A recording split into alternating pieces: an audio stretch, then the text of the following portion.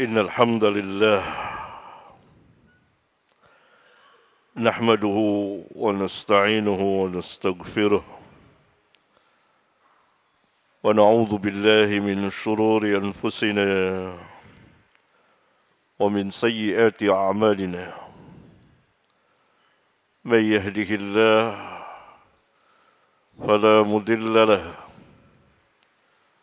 ومن يضلل فلا هادي له وأشهد أن لا إله إلا الله وحده لا شريك له وأشهد أن محمدًا عبده ورسوله أما بعد فإن خير الحديث كتاب الله وخير الحج حج محمد صلى الله عليه وسلم وشر الأمور محدثاتها وكل محدثات بدعة وكل بدعة ضلالة وكل ضلالة في النار. Ikhwan yang saya muliakan, mari kita melanjutkan kajian atau dirasah ilmiah kita insya-Allah taala dalam bahasan hadis-hadis di dalam Sahih Al-Bukhari, dan kita masih berada di Kitabul Ghusli, dan sekarang kita akan membaca bab yang ke-7. Silakan, Suhail. Bismillahirrahmanirrahim. قال الإمام أبو عبد الله محمد بن إسماعيل البخاري رحمه الله تعالى في كتابه الجامع الصحيح في كتاب الغسل: باب المضمض والاستنشاق في الجنابة. حدثنا عمرو بن حفص بن غياث قال حدثنا أبي قال حدثنا الأعمش قال حدثني سالم عن كريب عن ابن عباس قال حدثتنا ميمونة قالت: سببت للنبي صلى الله عليه وسلم غسلا فأفرغ بيمينه على يساره فغسلهما ثم غسل فرجه ثم قال بيده الأرض فمسحها بالتراب ثم غسلها ثم تمضمض واستنشق ثم غسل وجهه وأفاض على رأسه ثم تنحى فغسل قدميه ثم أتي بمنديل فلم ينفض بها. عمرو بن حفص ابن غياث ابن طلق الكوفي ثقة ربما وهم. أبوه هو حفص بن غياث ابن طلق ابن معاوية النخاعي أبو عمرو الكوفي القاضي ثقة فقيه تغيير حفظه قليلا في آخره. سالم هو سالم ابن أبي الجعد رافع الغضفاني الأشجاعي مولاهم الكوفي ثقة وكان يرسل كثيرا.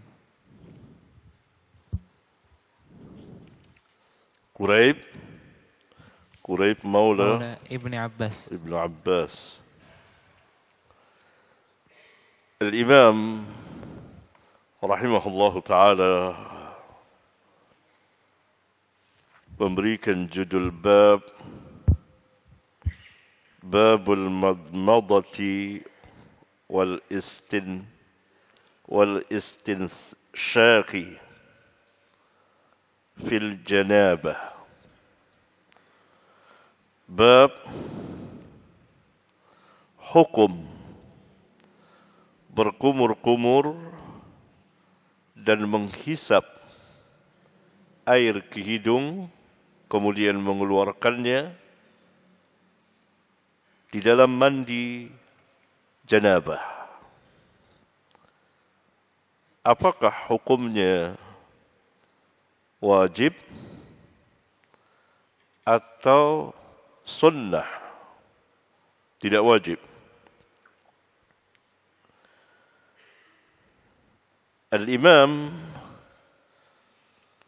rahimahullah ta'ala di dalam bab ini ingin menjelaskan bahwa hukum al-madmadah dan al-istinsyaq tidak wajib di dalam mandi janabah.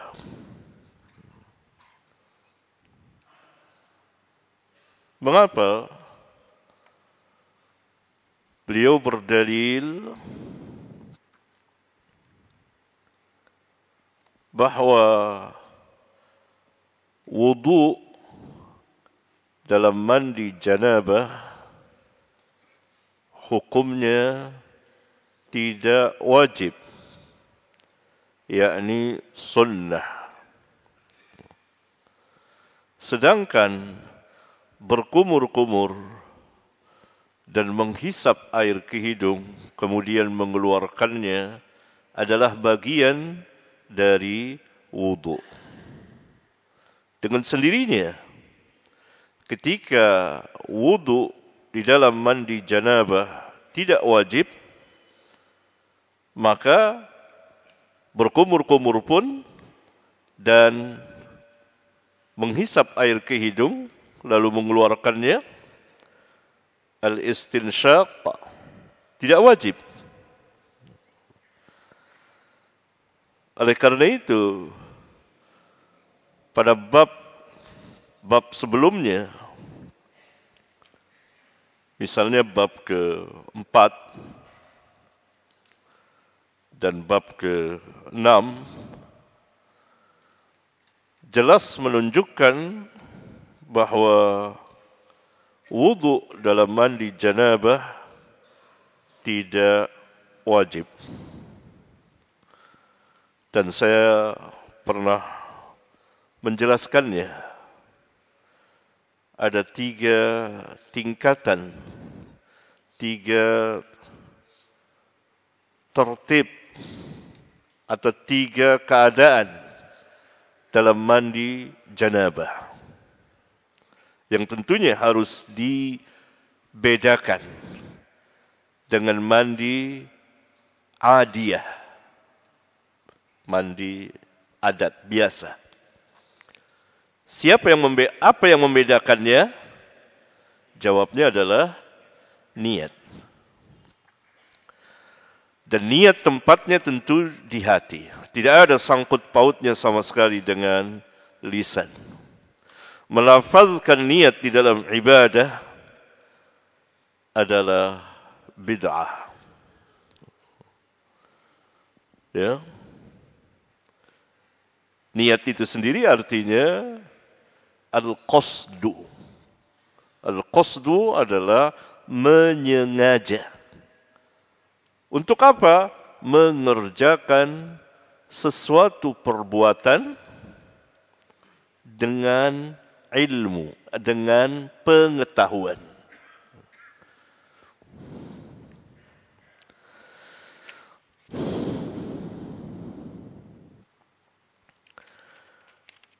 Dalam mandi janabah, yang pertama, atau tertib yang pertama, atau tingkatan yang pertama, menyiramkan air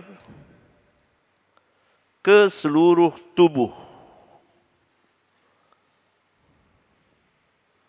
Karena hakikat al-ghuslu seperti itu.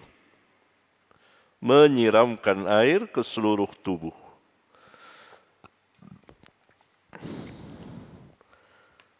Wa in kuntum junuban fattaharu.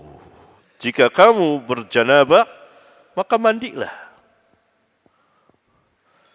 Jika seseorang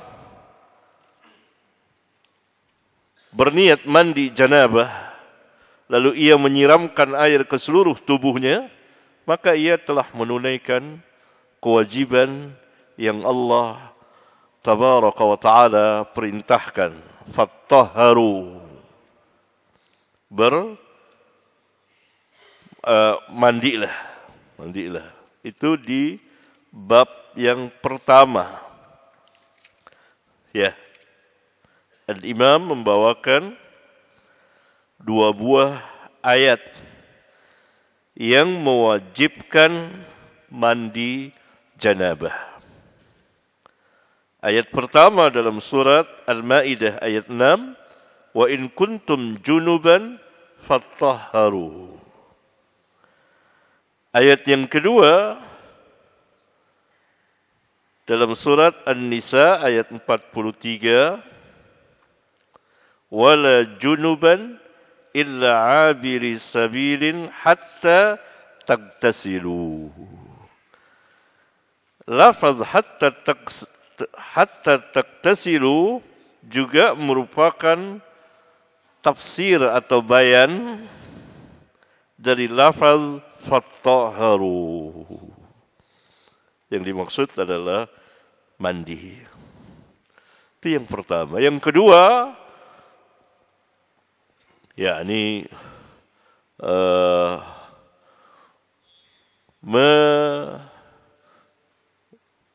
mencuci kepala dengan air, dengan saukan dari tangan atau dengan gayung sebanyak 3 kali.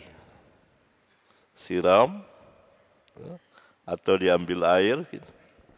Jika ada rambutnya disela-selahi sampai 3 kali. Kemudian menyiramkan air ke seluruh tubuh. Yang ketiga adalah sempurna, yaitu berwudu terlebih dahulu. Kemudian mandi janabah sebagaimana dijelaskan di dalam hadis Aisyah dan Maimunah. Dan hadis Maimunah diulang-ulang oleh Al-Imam radhiyallahu anhum jami'an. Ini salah satu hadisnya. Salah satu riwayatnya. Maimunah mengatakan, sababtu lin Nabi sallallahu alaihi wasallam guslan. Aku menuangkan yakni air untuk Nabi mandi janabah. Lalu beliau fa'afraga biyaminihi ala yasarihi faghasalahuma thumma ghasala farjahu. Beliau mencuci kedua tangannya, kemudian beliau mencuci farjinya. Thumma qala biyadihi. Qala di sini bentuknya perbuatan, al-fi'l.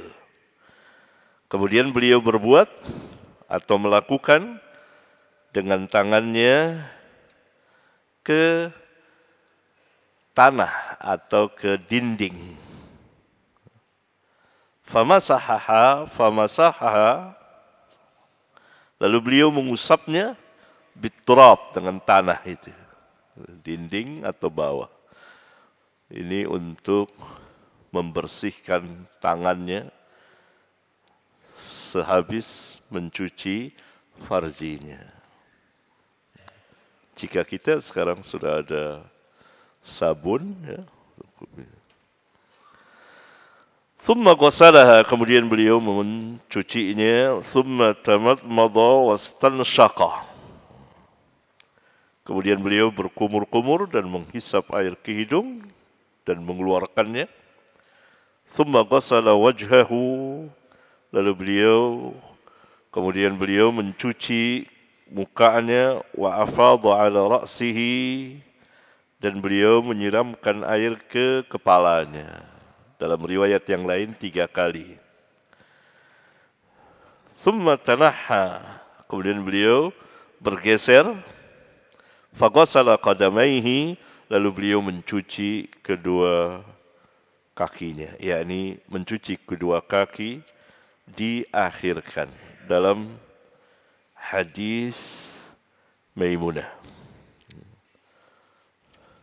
Summa utiya bimindil, kemudian diberikan kepada beliau, kalau kita terjemahkan bebas, handuk untuk menggosok,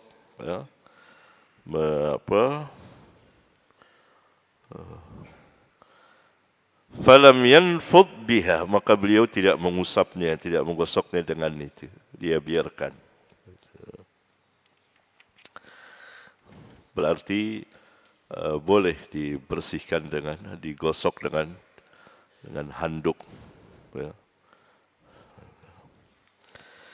Terus bab yang ke-8. Babu mashil yadi biturabi litakuna anqa. Ini jelas babnya. Bab mashil yadi biturab, mengusapkan tangan ke tanah, litakuna anqa, agar lebih bersih. Sehabis atau selesai mencuci parji. Ya.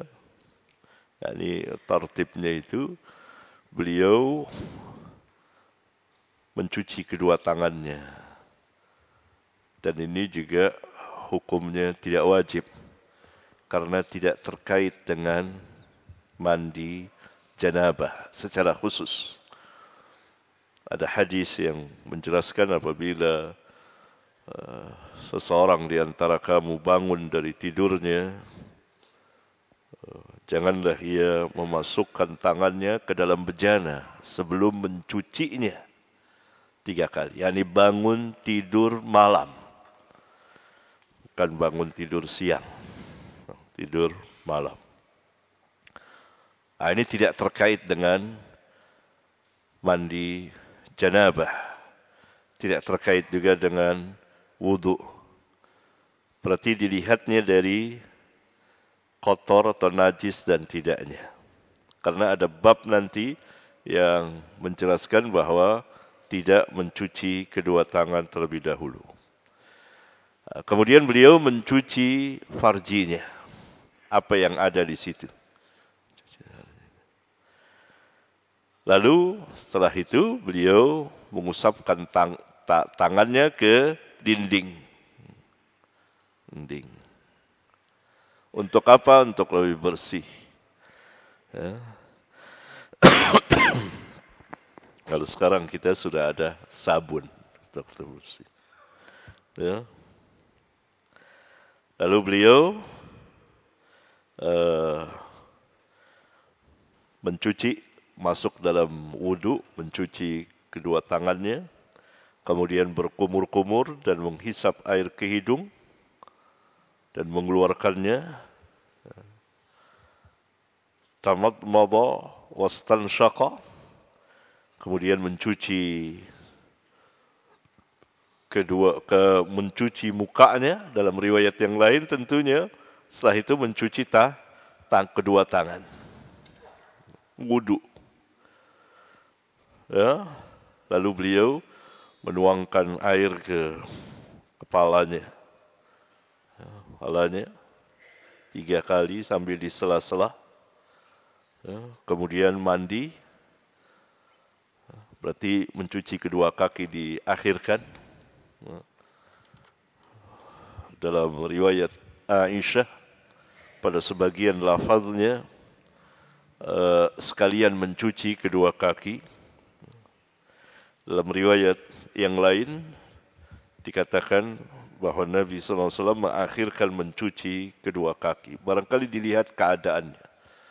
Sekali waktu berwudu langsung mencuci kedua kaki. Pada waktu yang lain beliau mengakhirkan mencuci kedua kakinya. Seperti ini riwayat Maimunah.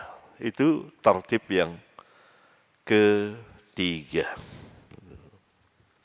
Terus.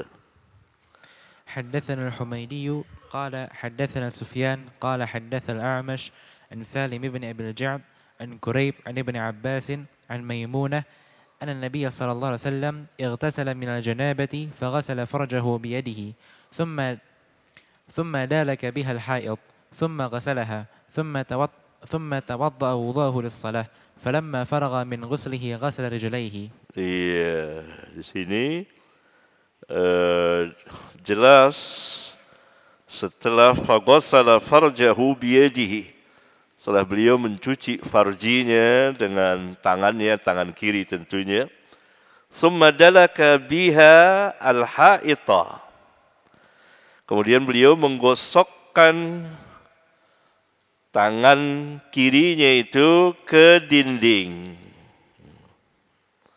Summa ghasalaha, kemudian beliau mencucinya. Summa tawadda'a wudu'ahu lis-shalah, kemudian beliau berwudu dengan seperti wudu beliau untuk salat. Falamma faraqa min ghuslihi, tatkala beliau telah selesai dari mandinya, selesai wudu kecuali kaki, beliau mandi, menyiramkan air ke seluruh tubuh. Selesai min ghuslihi ghasala rijlaihi, beliau mencuci kedua kakinya, terpisah. Terus. Babun hal yudkhil al-junub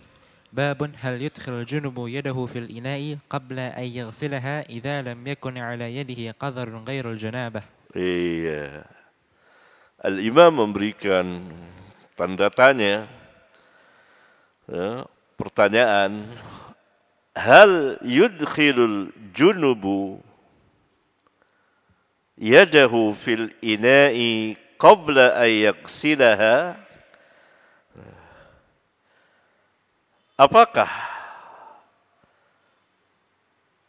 orang yang junub memasukkan tangannya ke dalam bejana sebelum dia mencucinya, idza lam yakun ala yadihi, apabila di tangannya itu tidak ada qadarun, kotoran.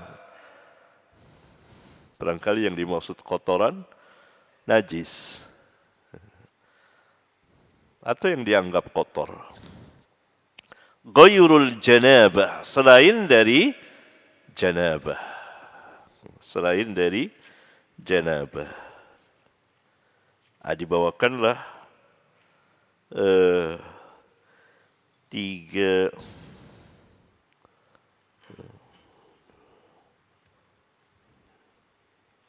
tiga buah al-asar secara muallaq,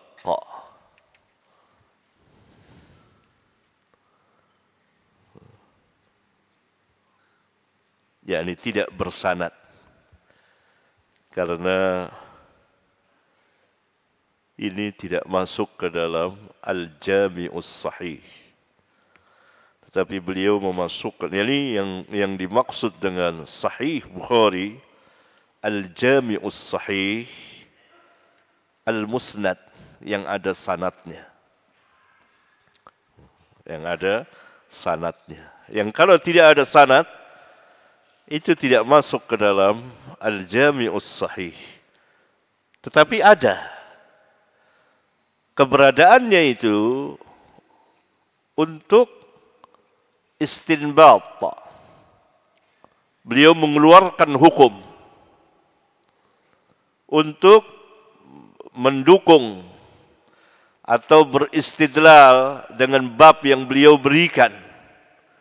Karena kitab Al-Jami'us Sahih Al-Bukhari bukan hanya kitab hadis, tapi ia juga kitab ilmu syar'iyah.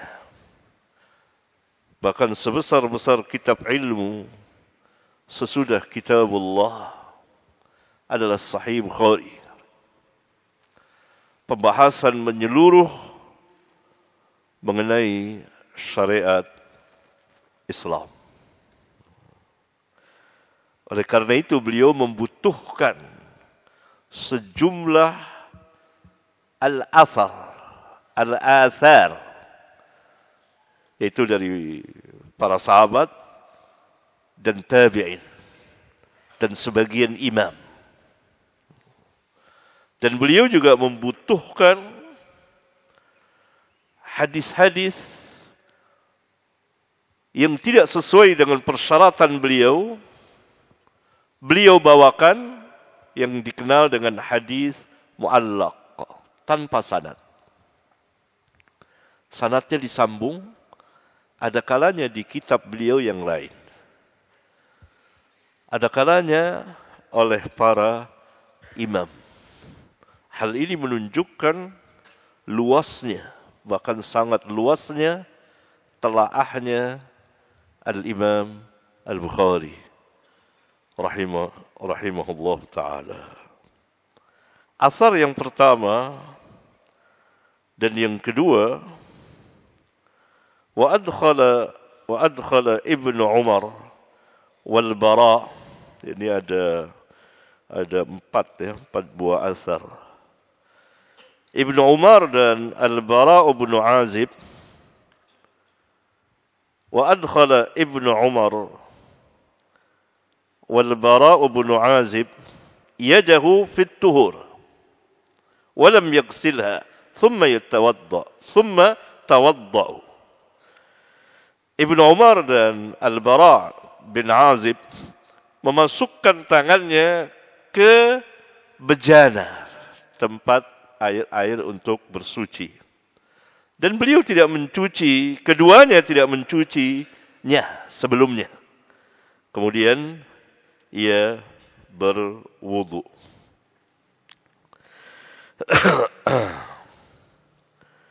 Kemudian ini asar 1, 2, asar yang ketiga dan keempat. Walam yara Ibnu Umar wa Ibnu Abbasin ba'san bima yantahidu min guslil janabah. Ini hukumnya beda. Kalau wa adkhala Ibnu Umar wal Bara' bin Azib yadahu fit tahur walam yaksilha thumma tawadda'a, menunjukkan bahwa mencuci kedua tangan sebelum berwudu mandi janabah, dalam mandi janabah tidak wajib, tidak wajib.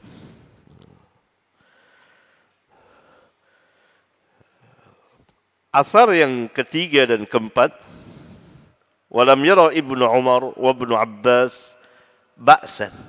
Ibnu Umar dan Ibnu Abbas mengatakan atau menganggap tidak mengapa, tidak salah. Bima yantahidu min guslil janabah. Air yang terpercik, muncrat dari mandi janabah. Kita mandi janabah, jatuh lagi air di bejana, ambil lagi.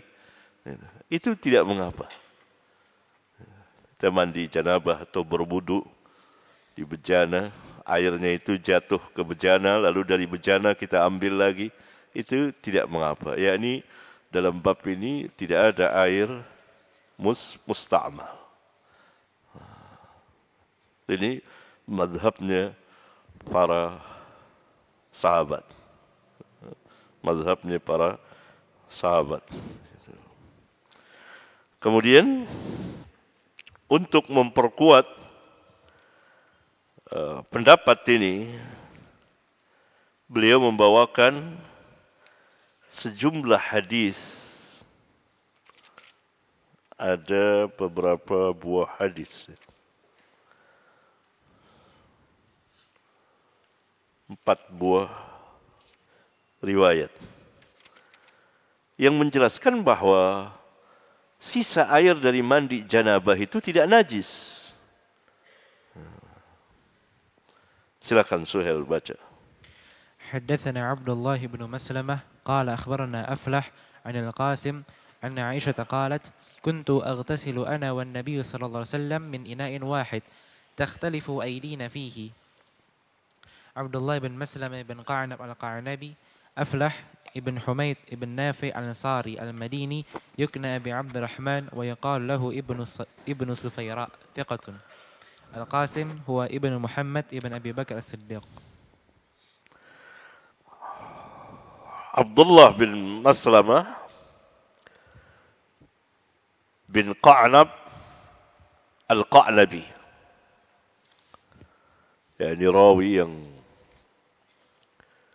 biasa meriwayatkan dari Al-Imam Malik, muridnya. Beliau mengatakan akhbarana Aflah. Siapa Aflah tadi? Ibn Humaid ibn Nafi' Al-Ansari Al-Madini. Aflah bin Humaid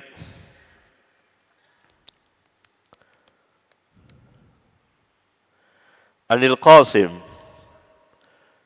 yani Qasim bin Muhammad bin Abi Bakrin As-Siddiq. Berarti ia dengan Aisyah apa? Keponakannya. Karena Muhammad adik kecil Aisyah, anak dari Abu Bakar As-Siddiq. Muhammad mempunyai anak namanya Qasim. Qasim sering meriwayatkan dari bibinya, yaitu Aisyah. An Aisyah qalat, kuntu aktasilu ana wan nabiyyu sallallahu alaihi wasallam min ina'in wahidin takhtalifu aydina fihi. Ini jelas sekali. Aku, yakni dahulu aku mandi bersama Nabi sallallahu alaihi wasallam, yakni mandi janabah, yakni kebiasaan beliau salah satunya mandi bersama dengan sebagian istrinya. Min ina'in wahid, dari satu bejana.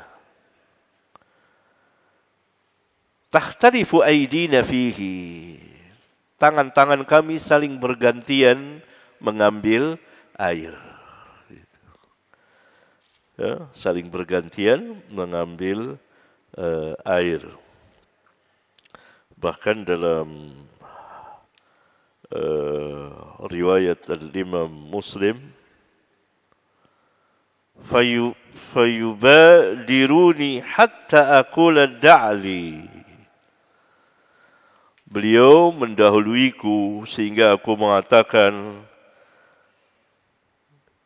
tinggalkan untukku, sisakan. Dalam riwayat yang lain,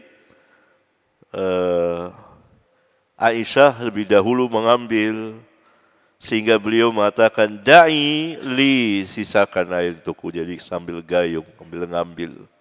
Gitu. Yakni kemesraan suami istri dalam mandi janabah, saling berebutan gitu. Ya. Ya.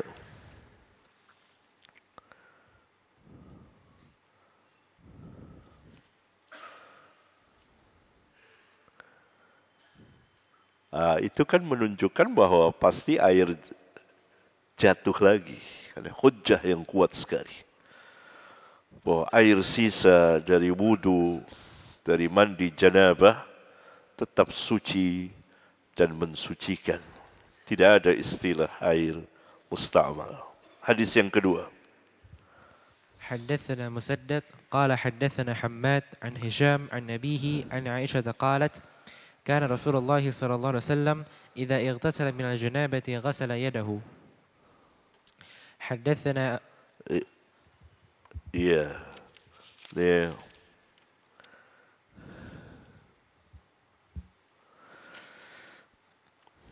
Al-Imam rahimahullah ta'ala meriwayatkan Hammad di situ siapa? Hammad bin Zaid ya. Hammad bin Zaid.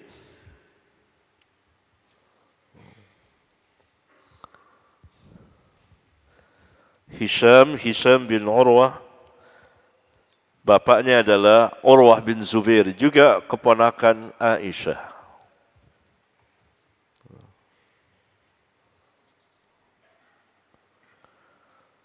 Qalat, dia berkata, kana Rasulullah sallallahu alaihi wasallam idza iktasala min al-janabati ghasala yadahu. Adalah Rasulullah sallallahu alaihi wasallam apabila mandi janabah beliau mencuci tangannya. Ini diringkas oleh Al-Imam. Hadis selanjutnya.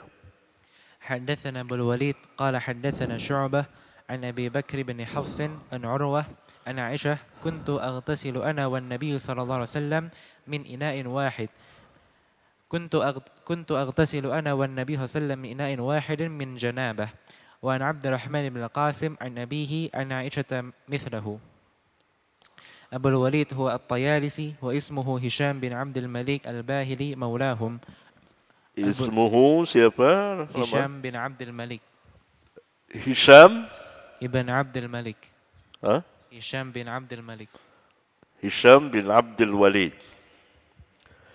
Terkenal dengan At-Tayalisi. Bukan Imam At-Tayalisi, penulis kitab Musnad, bukan, ini beda. Terus ثقة ثبت.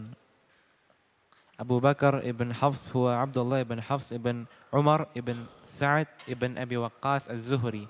أبو بكر المديني مشهور بكنيته ثقة. Iya.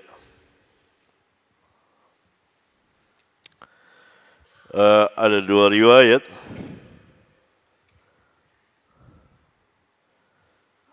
Dua-duanya dari keponakan Aisyah. Pertama dari Urwah, di sanad yang pertama. Sanad yang kedua dibawakan oleh Al-Imam Al-Bukhari dari Abdurrahman bin Qasim an abihi. Abihi adalah Qasim tadi, Qasim bin Muhammad. Ini Urwah bin Zubair, istri dari Zubair adalah kakak dari Aisyah, yaitu Asma. Ini berarti keluarga, riwayat keluarga ini. An Aisyah mislahu, sama lafaznya. Riwayat Urwah dan riwayat Qasim. Urwah dan Qasim ini saudara sepupu misan. Ini keluarga besar Abu Bakar As-Siddiq, As-Siddiqul Akbar radhiyallahu anhum jami'an. Oleh karena itu keponakan-keponakan ini kan biasa meriwayatkan dari bibinya, karena bibinya ya hal-hal yang masalah mandi dan lain sebagainya. Ya.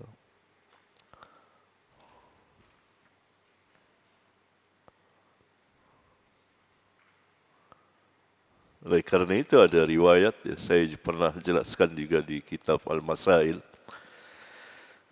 kesahihan hadis bahwa Nabi sallallahu alaihi wasallam mencium sebagian istrinya dalam keadaan beliau berwudu dan kemudian salat dan beliau tidak mengulang wudunya. Itu hadis dari Aisyah. Ya. Yang meriwayatkan dari Aisyah Urwah. Kemudian sebagian ulama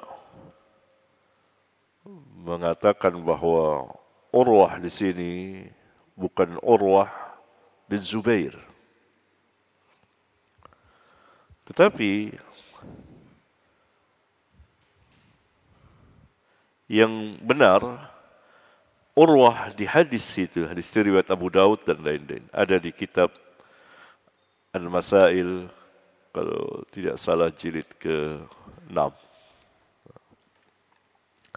Urwah di situ adalah Urwah bin Zubair.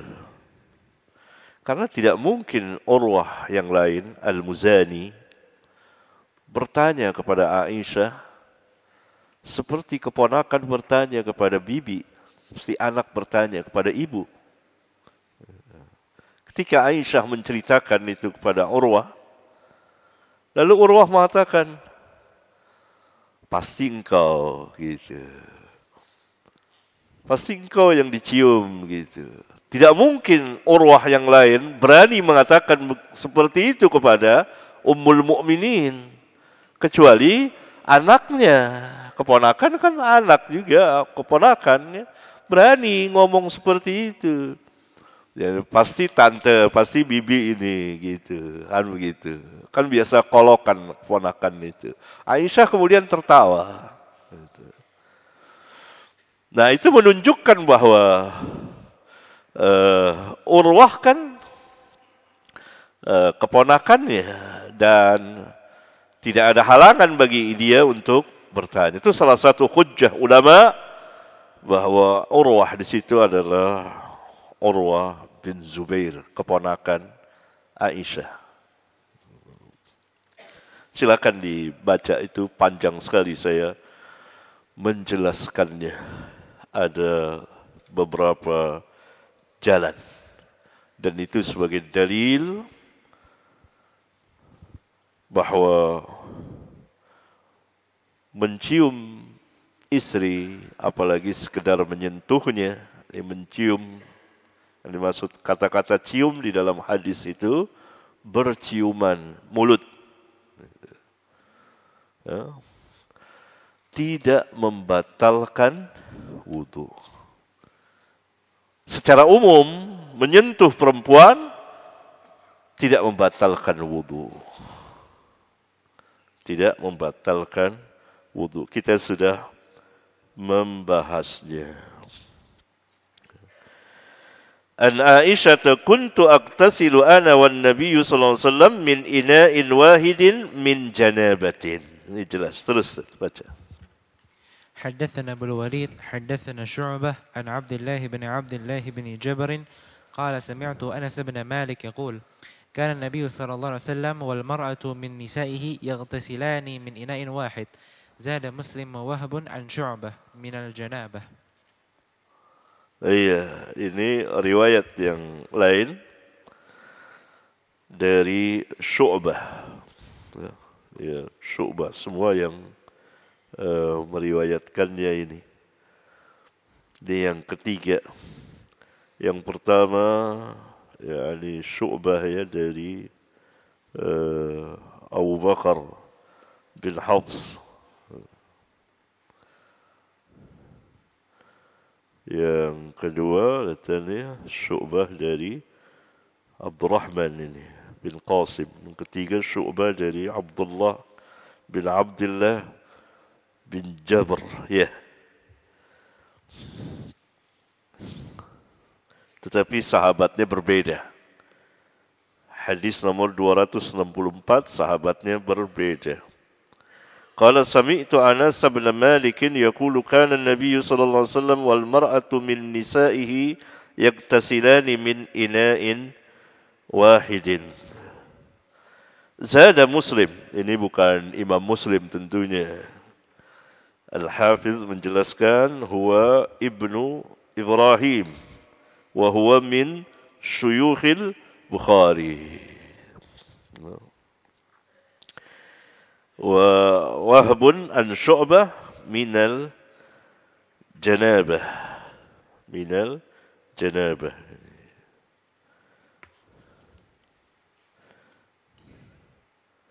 Iya. Anas memberitahukan adalah Nabi SAW dan salah seorang dari istri beliau yaktasilani, keduanya mandi bersama yakni mandi janabah min ina'in wahidin. Berarti Nabi SAW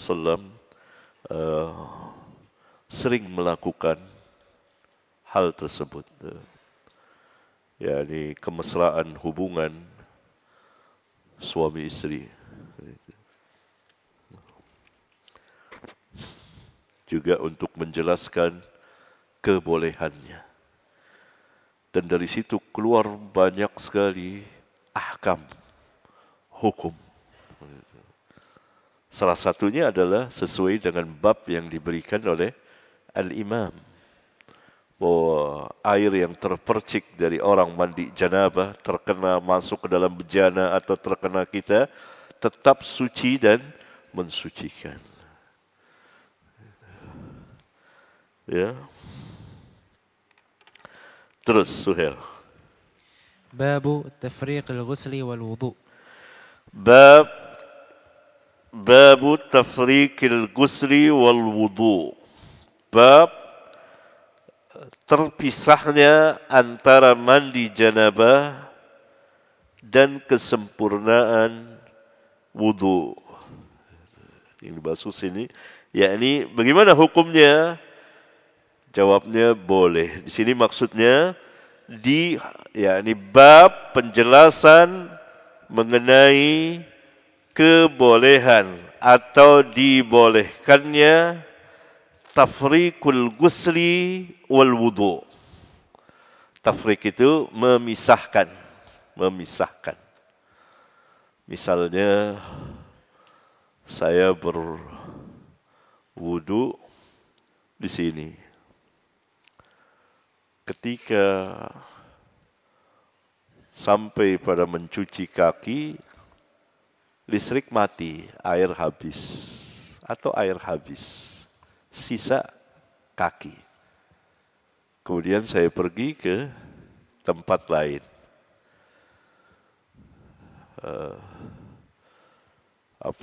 Jaraknya dekat atau jauh. Apakah saya mengulang wudu kembali atau saya tinggal mencuci kedua kaki? Ini khilaf yang berkepanjangan di antara ulama. Tapi mazhab ahlul hadis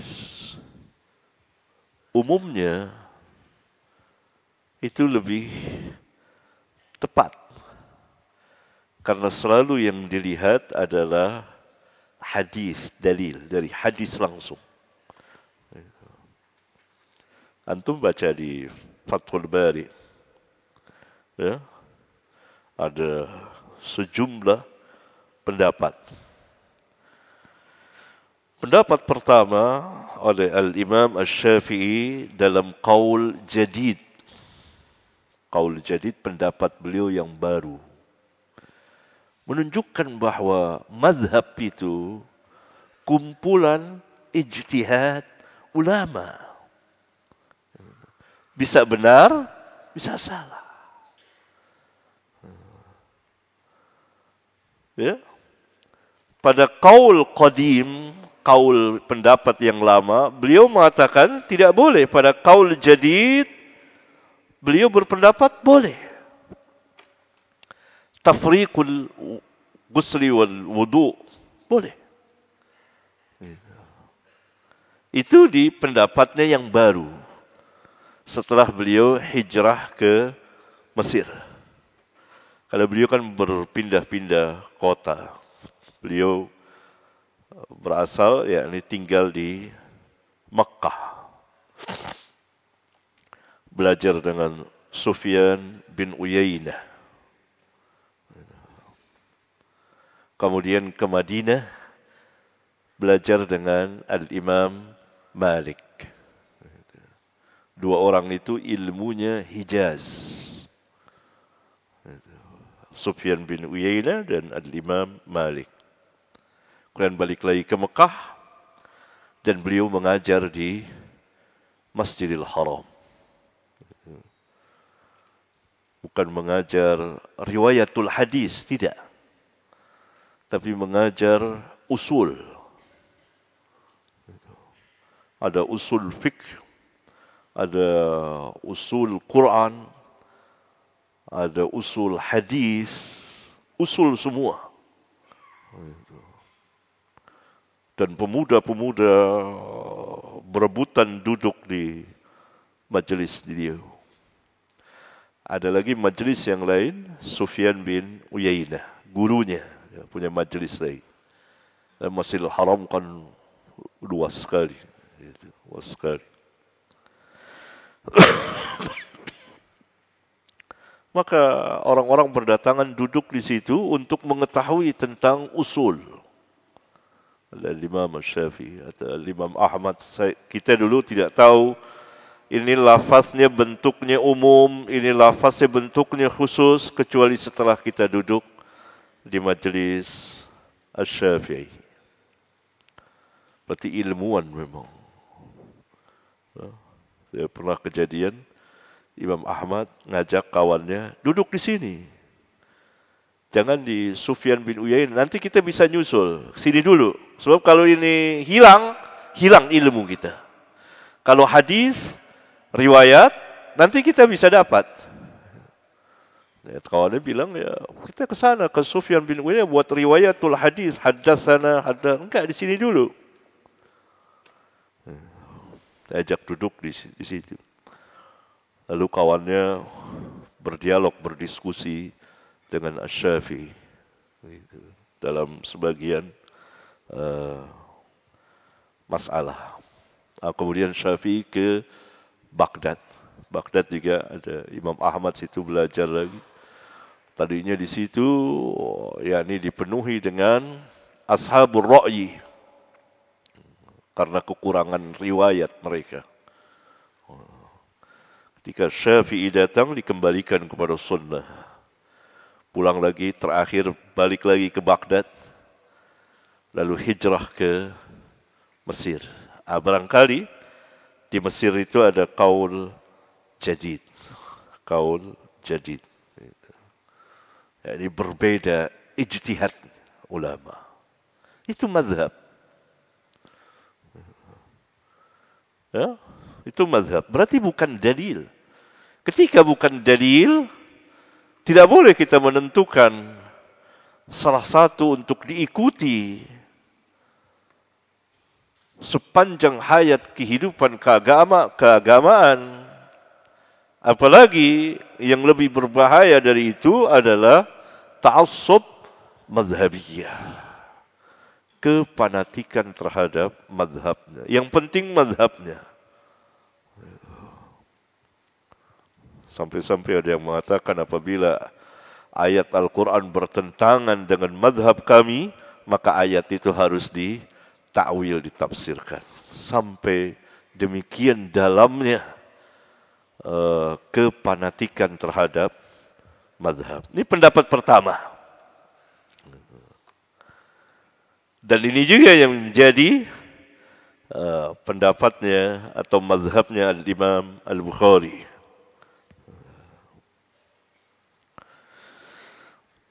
Kemudian pendapat yang kedua, pendapatnya Al-Imam Malik di antaranya. Kalau sengaja melakukan perbuatan seperti itu, maka ia harus mengulang wudunya. Kalau lupa, tidak mengapa. Pendapat yang ketiga juga masih pendapat Imam Malik. Jika waktunya tidak terlalu lama, boleh. Waktunya tidak terlalu lama, boleh. Tapi kalau sudah lama, maka harus mengulang wudunya. Pendapat yang keempat dari pendapat Qatadah dan Al-Auza'i, tidak perlu diulang wudunya kecuali kalau sudah kering. Sudah kering, ulang gitu. Dan seterusnya ya. Begitu pendapat-pendapat. Tetapi ketika kita merujuk kepada hadis, maka pendapat yang pertamalah yang benar. Karena Nabi SAW memisahkan antara mencuci sebagian anggota wudu dengan anggota yang lainnya. Lihat dalam mandi janabah. Silakan Suhail baca.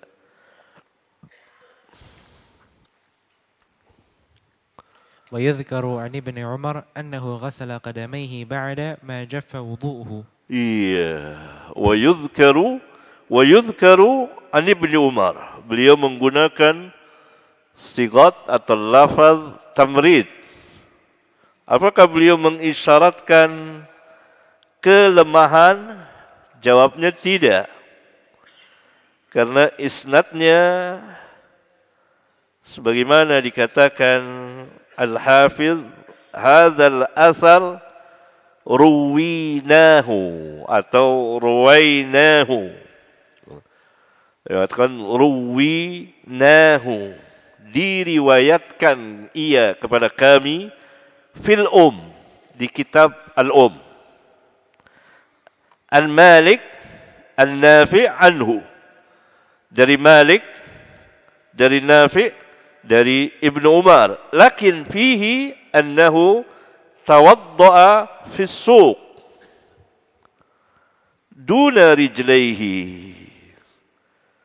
ثم رجع إلى المسجد فمسح على خفيه ثم صلى والإسناد الصحيح. Ibnu Umar berwudu di pasar selain kedua kakinya. Kemudian beliau kembali ke masjid, lalu beliau mengusap kedua sepatunya. Sedangkan Bukhari meriwayatkan secara makna annahu ghassala qadamaihi, bahwa Ibnu Umar mencuci kedua kakinya ba'da ma jaffa wudu'uhu apa? Wa di situ apa wu? Wa. Sesudah kering air wudunya. Sudah kering air wudunya. Berarti beliau mencuci, berwudu, tinggal kedua kakinya, kemudian berjalan ke masjid, kering air wudunya, lalu tinggal cuci kedua kakinya. Tetapi riwayat asar ini di kitab Al-Um oleh Imam Asy-Syafi'i yang meriwayatkan asar ini dari gurunya Al-Imam Malik. Al-Imam Malik meriwayatkan dari Nafi', Nafi' meriwayatkan dari Ibnu Umar, bahwa Ibnu Umar berwudu di pasar kecuali kedua kakinya belum ia cuci. Kemudian ia kembali ke masjid dan sampai di masjid ia mengusap kedua sepatunya.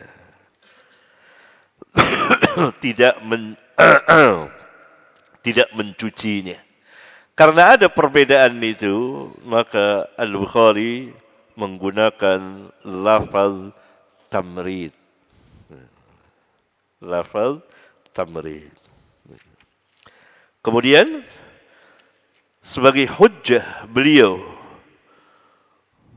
bahwa tafriqul wudu boleh, dibawakanlah hadis ini. Bawakanlah hadis. Silakan saya. Jadi diulang hadis Maimunah. Ya.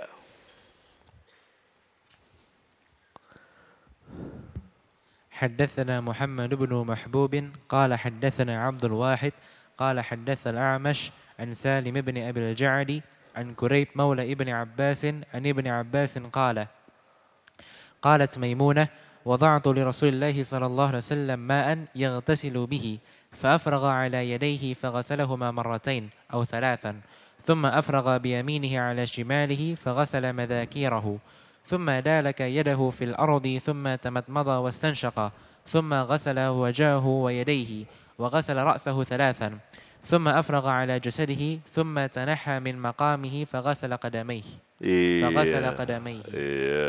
محمد بن محبوب البناني البصري ثقة. عبد الواحد بن زياد العبدي مولاهم البصري ثقة. في حديثه العامش مقال.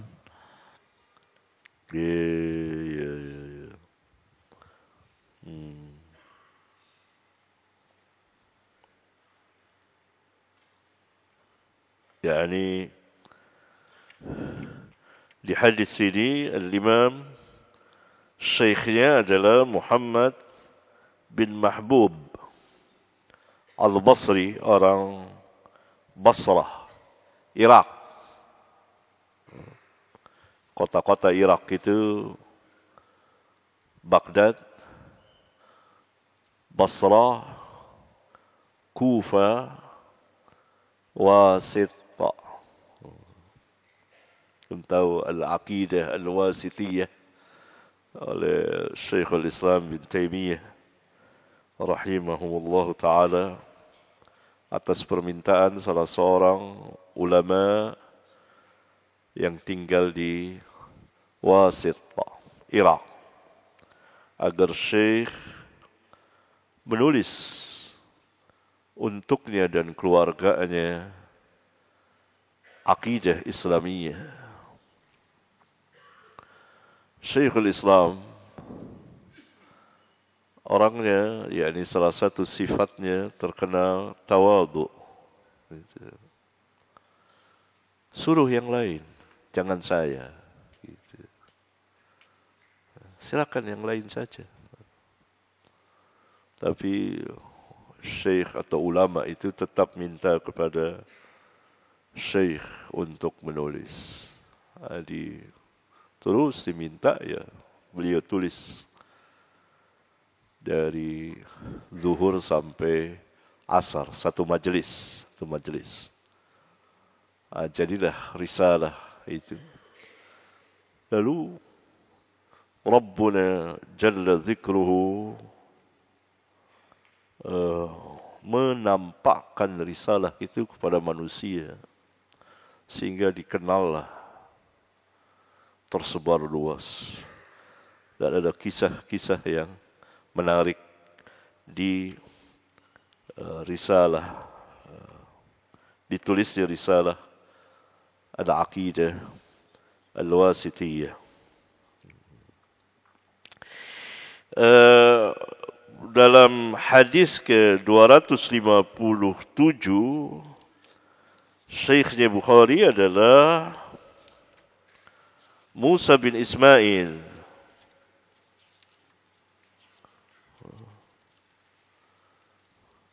Syekhnya Bukhari adalah Musa bin Ismail At-Tabuzaki.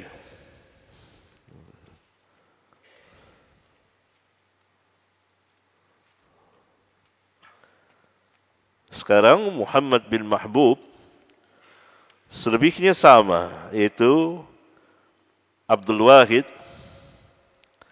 bin Ziyad, juga orang Basrah. Kemudian Al-A'mash dan Salim bin Abil Ja'ad, dan dari Quraib Maula Ibn Abbas.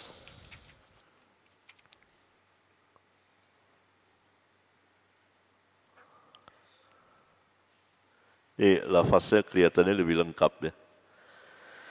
An Ibn Abbas qala qalat Maimunah wada'tu li Rasulillah sallallahu alaihi wasallam ma'an yaktasilu bihi. Ini khidmat istri kepada suami. Air untuk mandi pun disiapkan. Lalu beliau mandi janabah, fa'abragha ala yadayhi faghasalahuma marratain aw thalathan. Beliau menuangkan air ke kedua tangannya, lalu mencucinya 2 atau 3 kali. Riwayat dalam hadis yang lain, di luar mandi janabah, yakni disukai mencuci kedua tangan 3 kali. Thumma afraga bi yaminihi ala shimalihi. Kemudian beliau menuangkan air ke tangan kanannya dan tangan kirinya. Faghasala madakirahu. Lalu beliau mencuci zakarnya dan sekitarnya. Ini bentuk jamak. Padahal zakar 1. tapi madzakirahu, yakni sekitarnya. Thumma dalaka yadahu bil ard. Kemudian beliau menggosokkan tangannya ke tanah. Dalam riwayat yang lain ke dinding. Thumma tamatmada wastanshaqa. Kemudian beliau berkumur-kumur dan menghisap air ke hidung lalu mengeluarkannya. Thumma ghassala wajhahu.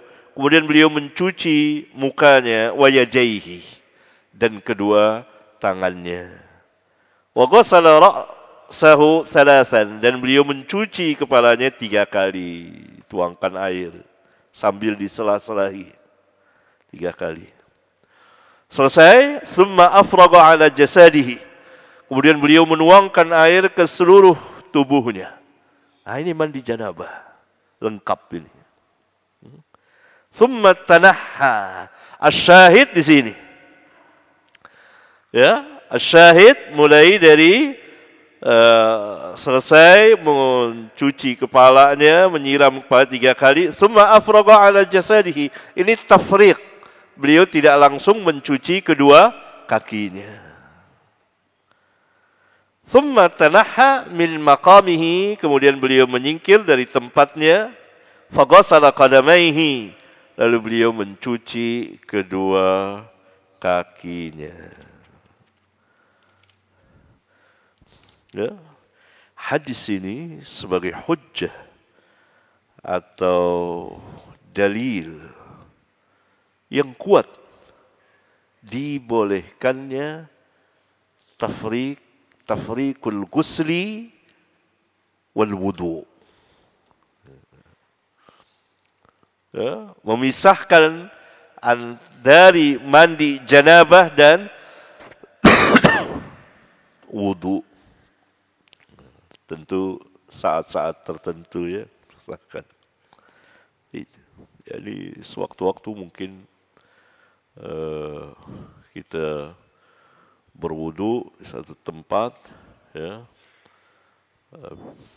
Biasanya misalnya ya airnya waktu mati lampu atau apa, ya, kita sudah mencuci sebagian, tinggal mencari air yang lain dan tidak perlu mengulang wudu. Ini dalilnya. Tidak perlu mengulang wudu kembali. Ya.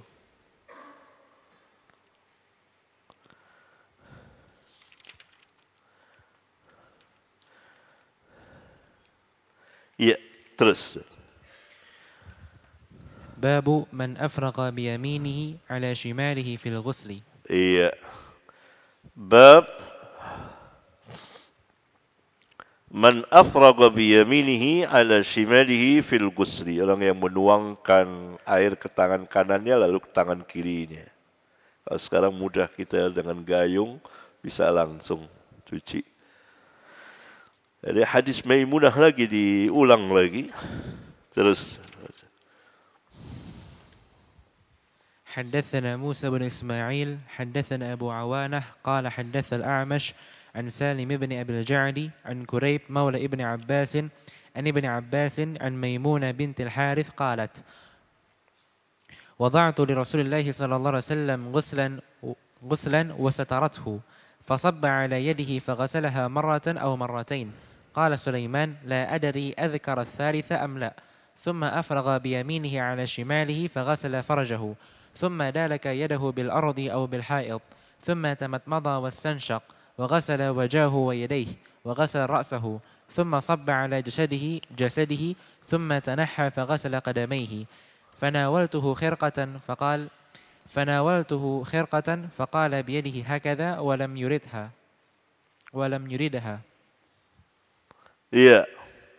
Sekarang syekhnya lagi adalah itu hadis ke-266. Musa bin Ismail, ini syekhnya Bukhari. Beliau sering meriwayatkan dari Musa bin Ismail At-Tabuzaki. Kemudian Musa bin Ismail, kalau dalam hadis 257 ya, Itu syekhnya Abdul Wahid. Sekarang siapa? Abu Awanah Al-Waddah Al-Yashkuri Al-Basri. Selebihnya sama. Al-A'mash, yani Sulaiman bin Mihran, Salim bin Abil Ja'd, Quraib maula Ibn Abbas, an Ibn Abbas, an Maimunah binti Al-Harith. Maimunah istri Nabi sallallahu alaihi wasallam. Qalat wada'tu li Rasulillah sallallahu alaihi wasallam ghuslan wa satartuhu. Ada tambahan lafaz lagi, mandinya sampai ditutupi ya. Dan aku menutupi ya, ini dengan kain kata. Fasabba ala yadihi faghasalaha marratan aw marratain. Qala Sulaiman di sini Al-A'mash, namanya Sulaiman. Sulaiman bin Mihran. Laqabnya Al-A'mash. Qala Sulaiman, yani Al-A'mash, ragu la adri adzakara as-salisata am la. Thumma afraga bi yaminihi ala shimalihi. Asy-syahid di sini. Kemudian dijelaskan bahwa menggosokkan tangannya bil haid ke dinding, itu sudah diulang lagi. Kemudian mindil di sini disebut khirqatan. Ya, bisa kita terjemahkan handuk. Jadi beliau tidak ingin. Berarti boleh handukan setelah wudu, setelah mandi janabah, boleh diandukkan, diusap ya, dibersihkan ya. Hanya beliau tidak mau situ. Terus Babun idza jama'a thumma 'ada wa man dara 'ala nisaihi fi ghuslin wahidin. Iya, ini bab yang lain. Tidak berkait dengan kaifiyah cara mandi janabah. Cara mandi janabah tadi sudah diulang-ulang. Sekarang, karena mandi janabah kaitannya dengan, atau umumnya kaitannya dengan jima. Kaitannya dengan jima. Hubungan intim suami istri. Bab idza jama'a thumma 'ada. Apabila seseorang suami menjimai istrinya, kemudian ia akan mengulang lagi.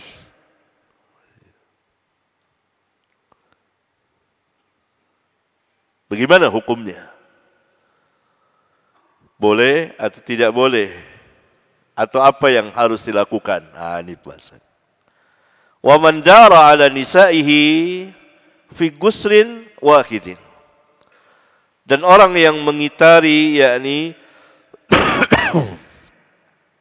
menjimai istri-istrinya. Ada beberapa orang istri misalnya, ya jima di satu istri ini, selesai kemudian dia berangkat ke istri yang lain, selesai kemudian dia berangkat ke istri yang lain. Ya. Fi ghuslin wahid, tapi mandi janabahnya hanya satu kali ketika selesai semuanya. Seperti Nabi SAW ada 9 orang istri dan beliau mengitarinya, menjimainya satu persatu dalam satu waktu, satu malam. Satu-satu dan bagaimana? Apakah pada setiap istri selesai jima mandi? Ini yang mau kita bahas. Saya sudah jelaskan ini bagi antum yang mempunyai kitab saya pernikahan dan hadiah untuk pengantin.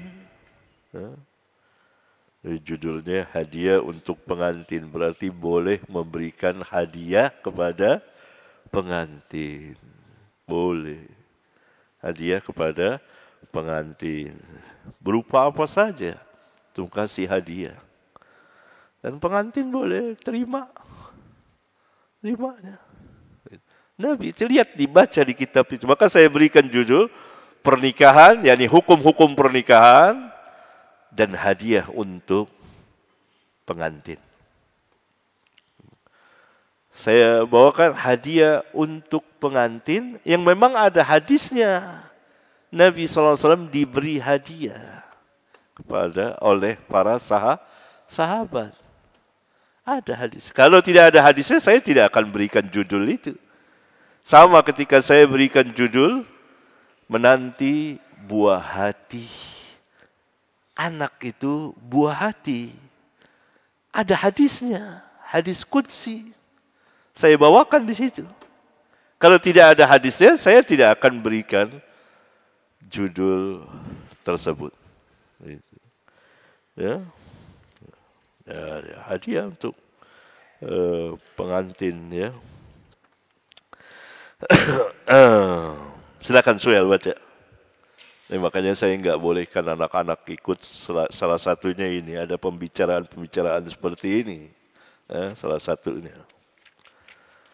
حدثنا محمد بن بشار قال حدثنا ابن أبي علي ويحيى بن سعيد عن شعبة عن إبراهيم بن محمد بن المنتشر عن أبيه قال ذكرته لعائشة فقالت يرحم الله أبا عبد الرحمن كنت أطيب رسول الله صلى الله عليه وسلم فيطوف على نسائه ثم يصبح محرما ثم يصبح محرما ينضح طيبا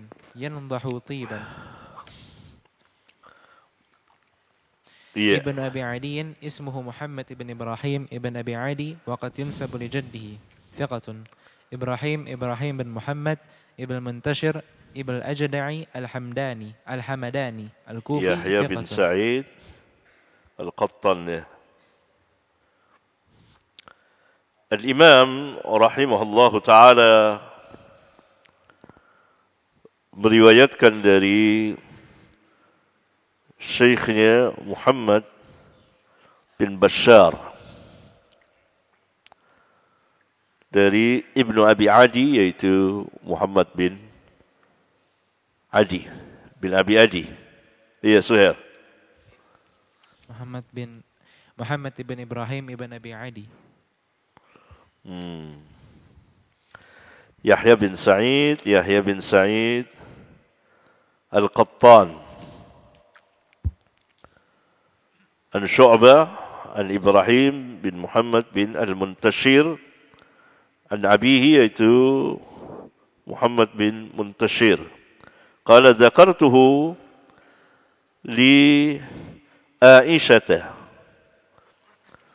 Ini hadis diringkas oleh Al-Imam, yakni Muhammad bin Muntashir menerangkan tentang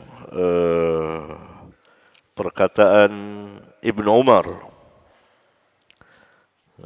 yang nanti akan dibawakan juga oleh Al-Imam sesudah bab ini, bahwa Ibnu Umar tidak suka pagi-pagi dia muhrim, tetapi bekas parfum atau minyak wangi masih ada di tubuhnya, bercaknya. Dia tidak suka. Maka itu diterangkan oleh Muhammad bin Muntashir kepada Ummul Mukminin Aisyah radhiyallahu taala anha. Ibnu Umar berpendapat seperti ini. Faqalat, maka Aisyah berkata, yarhamullahu Aba Abdurrahman. Semoga Allah merahmati Abu Abdurrahman. Adabnya tinggi sekali, Ummul Mukminin. Ibnu Umar tersalah, lupa dia. Kuntu, kata Aisyah, aku sendiri utayyibu Rasulullah SAW.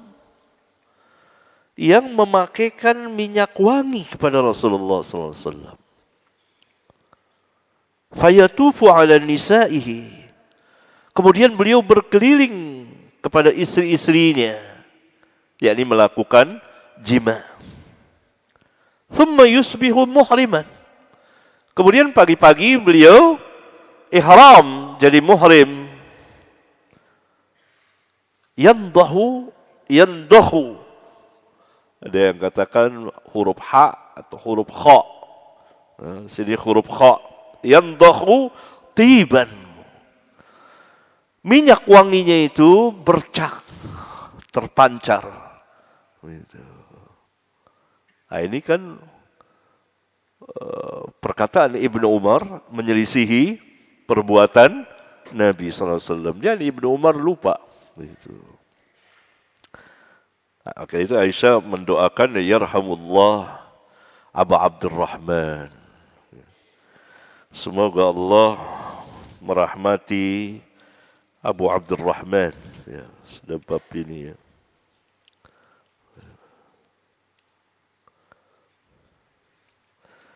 Nanti di bab ke-14 itu kita akan dulu. Nah, hadis ini bersama hadis yang lain. Apabila seseorang suami mengelilingi istrinya, menjimai istri-istrinya, misalnya ada 2 orang istri dan rumahnya tidak terlalu jauh atau berdampingan atau berhadapan, ya jima yang ini, kemudian dia ke rumah situ, jima yang itu, dia cukup mandi 1 kali saja. Mandi 1 kali saja. Sunat hukumnya, apabila selesai jima dengan salah seorang istri, dia mandi. Kemudian jima lagi dengan istri yang lain, dia mandi lagi. Itu sunnah, ada hadisnya. Al-Hafidh juga membawakan. Saya juga membawakan di kitab pernikahan itu. An Abi Rafi' annahu sallallahu alaihi wasallam tawafa dhata yawmin ala nisaihi yaktasilu inda hadhihi wa inda hadhihi.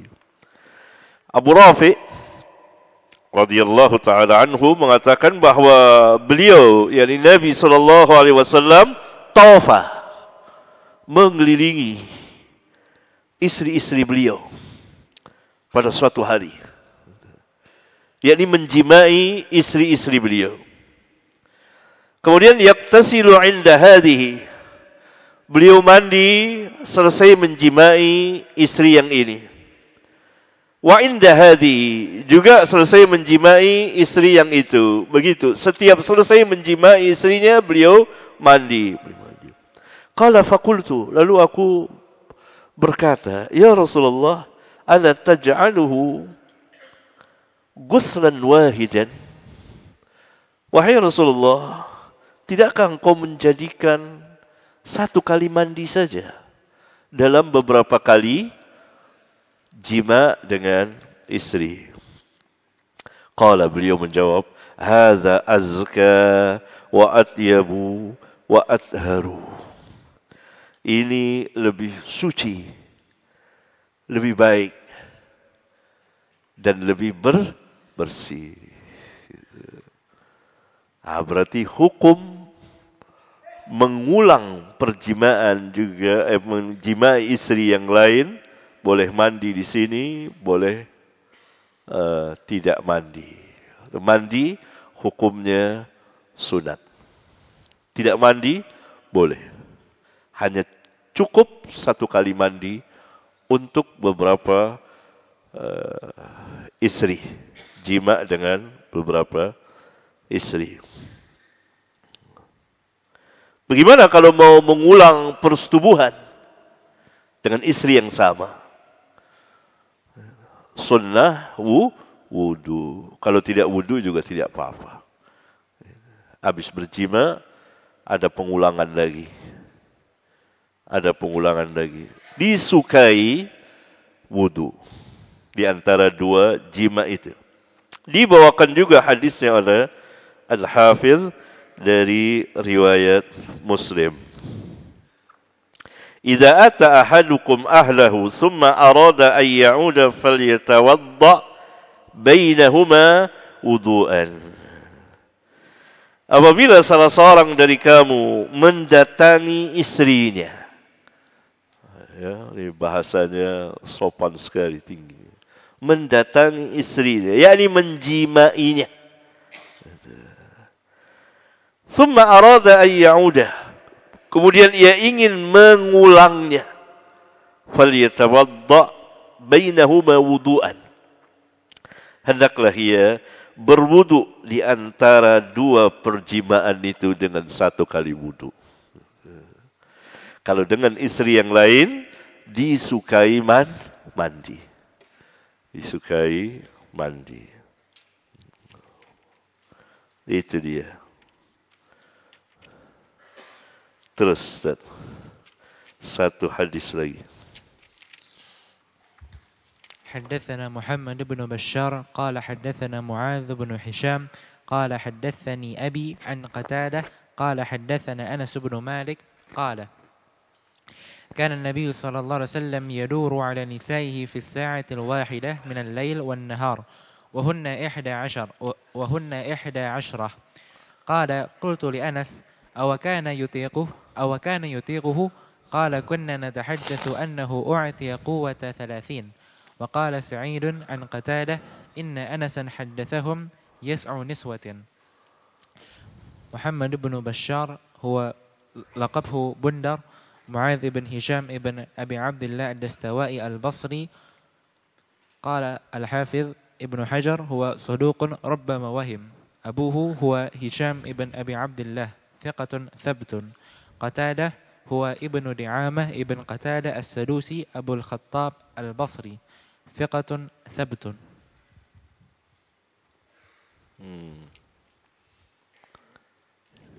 Iya.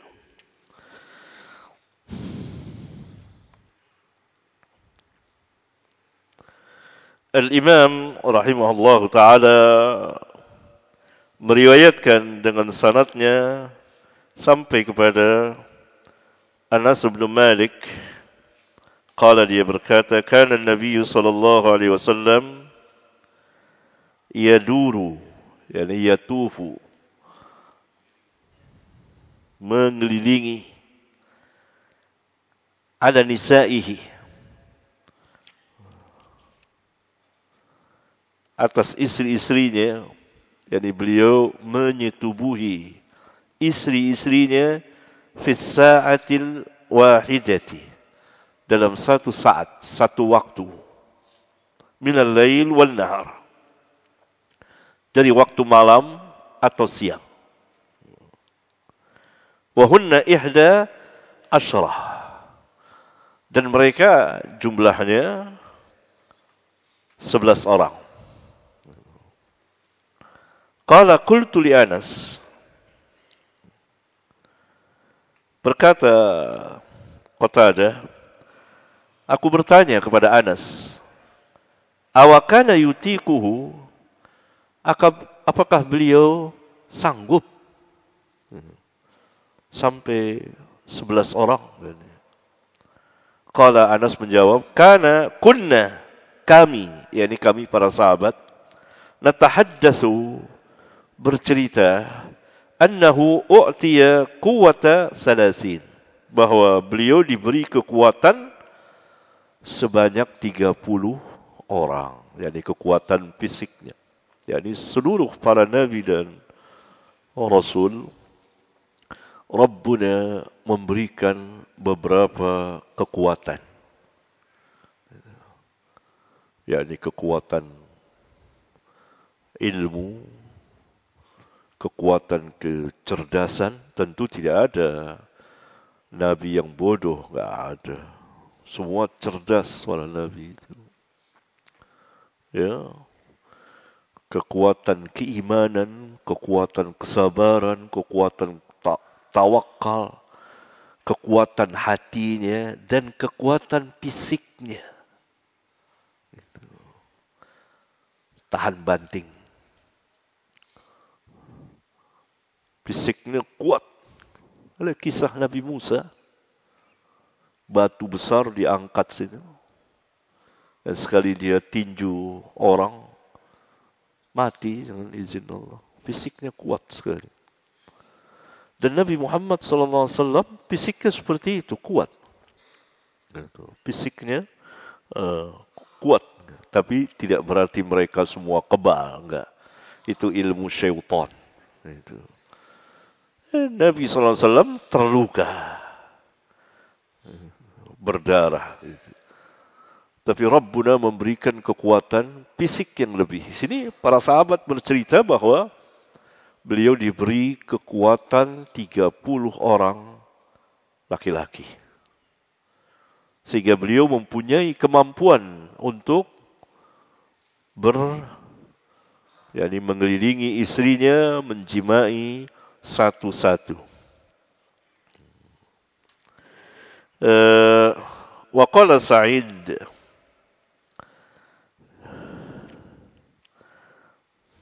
berkata Sa'id an Qatadah, inna Anasan haddatsahum tis'u niswatin, bahwa Anas menceritakan kepada mereka adalah 9 istri. Berarti riwayat 11 waham, terdapat kekeliruan kelihatan. Ya.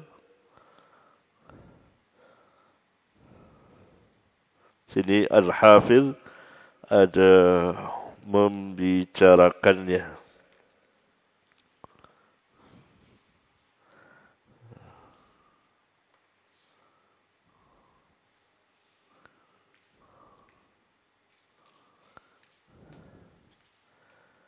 Karena sebagian meriwayatkan, yaitu Mu'adz bin Hisham dari ayahnya, yaitu Hisham Abu Abdillah Ad-Dastawai, meriwayatkan dari Qatadah,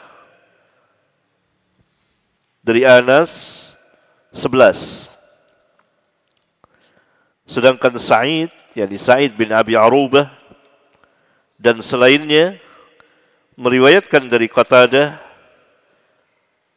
dari Anas 9 orang istri. Dan nanti akan dimausulkan oleh Al-Imam 12 bab ke depan. Riwayat Sa'id bin Abi Arubah dari Qatadah.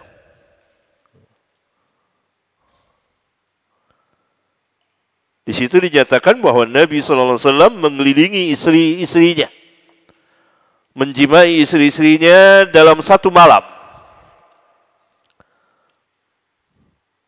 Dan beliau mempunyai istri saat itu 9 orang.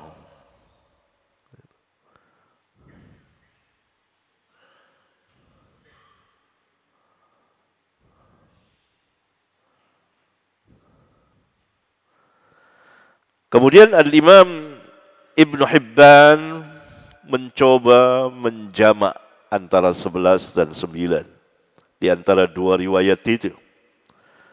Tetapi beliau pun keliru menurut Al-Hafidh, bukan saya. Ini perkataan Al-Hafidh, saya terjemahkan secara bebas.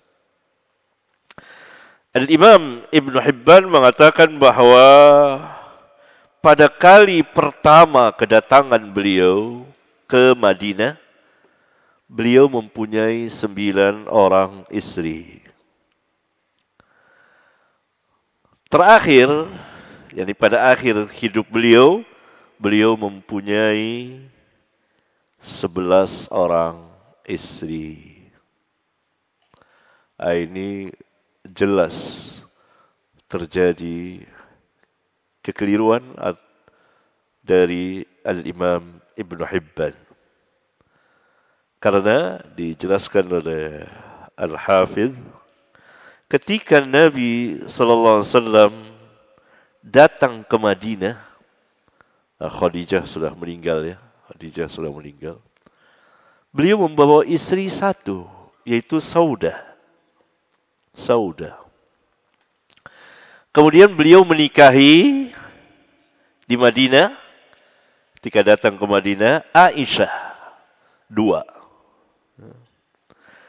Ya. Kemudian yang ketiga, beliau menikahi Ummu Salamah. Kemudian yang keempat, beliau menikahi Hafsah. Kemudian yang kelima, beliau menikahi Zainab binti Khuzaimah. Yaitu pada tahun ke-3 dan ke-4, beliau menikahi beberapa orang perempuan, Ummu Salamah, Hafsah, dan Zainab binti Khuzaimah. Kemudian pada tahun ke-5 Hijriah, beliau menikahi pada tahun ke-5 ya, Zainab binti Jahshin. Kalau yang pertama Zainab binti Khuzaimah, Zainab binti Jahshin pada tahun ke-5. Itu istri yang ke-6. Kemudian beliau menikahi Juwairiyah yang ke-7 pada tahun ke-6. Kemudian beliau menikahi ya, Sofiyah dan Ummu Habibah dan Maimunah, rawiyatul hadis tadi ya, pada tahun ke-7. Berarti jumlahnya sudah 9 orang. Jumlahnya 9. Ini yang ada ini Saudah, Aisyah, kemudian Ummu Salamah, kemudian Hafsah, Zainab binti Khuzaimah, kemudian Zainab binti Jahshin, kemudian Juwairiyah, kemudian Sofiyah, kemudian Ummu Habibah. 9 orang yang hidup bersama beliau. Zainab binti Khuzaimah wafat ini.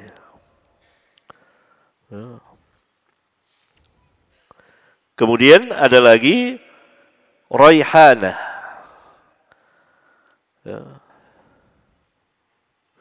Raihanah, tetapi dia tawanan perang dari Bani Quraidah. Tetapi Raihanah ini minta agar dia tetap saja sebagai hamba sahaya, tidak sebagai istri.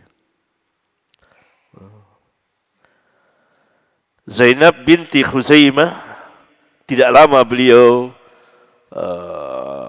masuk kepadanya, yakni beristri dengannya, sedikit sekali wafat, tidak lama wafat. Ya, itu ada berapa? Berarti memang ada 9 ini, 9. Ini lebih tepat riwayat 9 orang istri. Itu beberapa namanya, ya. Para ulama ada membahas panjang lebar. Ya. Tapi yang masyhur itu 9 orang istri sampai hari beliau wafat. Sampai hari beliau wafat. Paham saya kira bab ini ya? Paham. Sampai di sini. Nanti bab ke-13 kita akan lanjutkan pada Sabtu yang akan datang, insyaallah taala. Subhanakallahumma wa bihamdika asyhadu an la ilaha illa anta astaghfiruka wa atubu ilaik. Wassalamu alaikum warahmatullahi wabarakatuh.